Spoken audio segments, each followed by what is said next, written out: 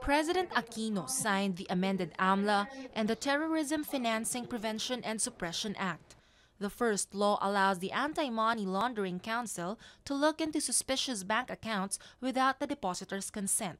The old law requires the AMLC to notify the involved person first before inquiry is made. The amended AMLA also gives to the Court of Appeals the sole power to issue freeze orders. The law also mandates the court to act on the petition to freeze accounts within 24 hours, provided there is probable cause not to do so.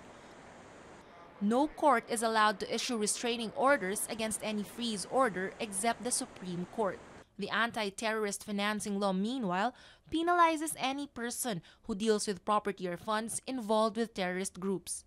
Presidential spokesman Edwin Lacerda believes both laws will strengthen the government's means to identify and prevent illegal financial transactions. But the International Financial Action Task Force requires another law to be passed, a bill that will expand the coverage of AMLA to include persons and institutions required to submit reports on suspicious bank accounts. FATF has given the government until June 21 to pass measures strengthening the AMLA. AMLC Executive Director Vicente Aquino is already in Rome to attend the FATF meeting. He will present to the body the measures taken by the government. It is then up to the FATF member countries to decide on the fate of the Philippines.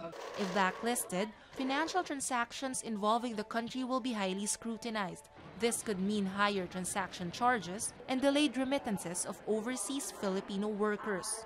Camille Elemia, Solar News.